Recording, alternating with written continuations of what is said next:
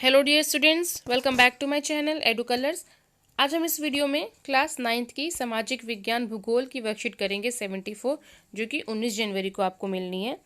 बच्चों, इस वर्कशीट में हमें पढ़ना है नया चैप्टर यानी कि भारत का भौतिक स्वरूप रिवीजन। ठीक है, 1 मार्क के क्वेश्चंस को इनमें सॉल्व करना है।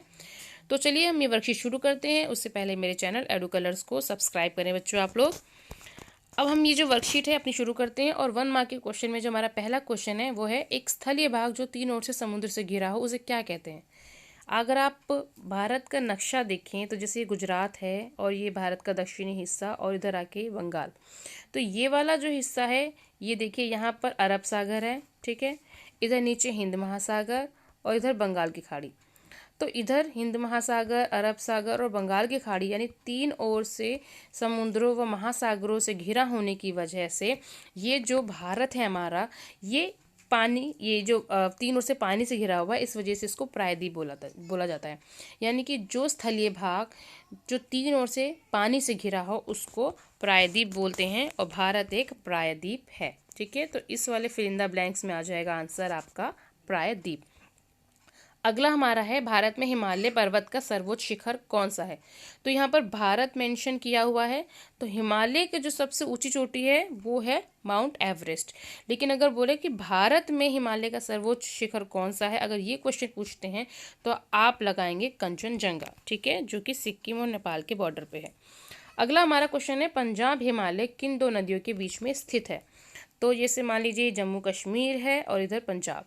ठीक है, तो जो हमारी सिंधु नदी है वो इस तरह से जाती है और सतलुज नदी इस तरीके से जाती है। बीच का जो ये वाला हिस्सा आप देख रहे हैं ये है पंजाब हिमालय। ठीक है, तो ये सिंधु व सतलुज नदी, सिंधु व सतलुज नदी, ठीक है, इन 2 नदियों के बीच में पड़ता है अपना पंजाब हिमालय। अगला क्वेश्चन है, पूर्वी घाट का सर्वोच्च शिखर कौन सा है। पूर्वी घाट का सर्वोच्च शिखर है महेंद्रगिरी। ठीक है बच्चों, महेंद्रगिरी। ओके, अगला क्वेश्चन है हमारा, उत्तरी मैदान में सर्वाधिक जलोढ़ मिट्टी पाई जाती है। क्या ये सही है गलत है? तो इसका आंसर है सही। ठीक है, उत्तरी मैदान में सर्वाधिक जलोढ़ मिट्टी पाई जाती है। अगला हमारा अनुच्छेद है, हम अनुच्छेद देखेंगे और हमें इसमें हिमालय की जो विशेषताएं हैं वो बताई गई हैं। तो हिमालय पर्वत का केंद्रीय भाग यानी क्रोड किस प्रकार की चट्टानों का बना है। तो वो बना है ग्रेनाइट की चट्टानों का। ठीक है, तो 1 वर्ड का आंसर है ग्रेनाइट। दूसरा क्वेश्चन है, हिमाद्री के दक्षिण में स्थित पर्वत श्रृंखला कौन सी है। ठीक है, हिमाद्री के दक्षिण में स्थित जो पर्वत श्रृंखला है उसको बोलते हैं हिमाचल या निम्न हिमालय। ठीक है, ये हमारे दूसरे का आंसर हो गया। तीसरा है, किस क्षेत्र को पहाड़ी नगरों के लिए जाना जाता है। तो यहाँ पर आप लिखेंगे बच्चों, हिमाचल के कांगड़ा एवं कुल्लू की घाटियाँ जो हैं इन्हें पहाड़ी क्षेत्र के या पहाड़ी नगरों के बारे में के नाम से पुकारा जाता है। तो ये हो गया हमारे तीसरे का आंसर। अगला क्वेश्चन है हमारा, संपीड़ित शैलें क्या होती हैं। तो संपीड़ित शैलें मैं आपको ऐसे बताती हूँ, जब 2 चट्टानें आपस में टकराती हैं और ये जो लैंड होता है बीच में, ठीक है, ये 2 चट्टानें जब आपस में टकराती हैं तो ये जो इसमें बल पड़ते हैं और ये उठ खड़े होते हैं। ठीक है ना, इस तरीके से ये उठ खड़े होते हैं। तो हिमालय जो है वो इसी तरीके की जो रचना हिमालय की बनी इस तरीके से है कि 2 चट्टानें आपस में टकराई और हिमालय जो है वो खड़ा हो गया। तो ये संपीड़ित शैलें कहलाती हैं। अगला है हमारा, बरकान से आप क्या समझते हैं। तो इसके लिए हम नीचे चलते हैं बच्चों, हम अपना आंसर देखते हैं कि बरकान क्या है। तो बरकान जो है वो स्तूप, एक प्रकार के बालू के जो बालू है उसके टीले होते हैं। ठीक है, इनकी आकृति जो होती है वो आधे चंद्रमा के आकार की होती है और ये अक्सर समूहों में पाए जाते हैं। ठीक है, तो उसे हम क्या कहते हैं, बरकान। ठीक है, मरुस्थलीय क्षेत्र में ये पाए जाते हैं। अगला क्वेश्चन है, उत्तरी मैदान सघन जनसंख्या वाला क्षेत्र क्यों है। ठीक है, तो जो उत्तरी मैदान है वो अधिक जनसंख्या वाला क्षेत्र इसलिए है क्योंकि यहाँ पर मिट्टी बहुत उपजाऊ है, यहाँ पे पानी की उपलब्धता है, यहाँ घनी आबादी है। ठीक है, यहाँ की मिट्टी अच्छी जिसकी वजह से यहाँ कृषि बहुत अच्छी होती है।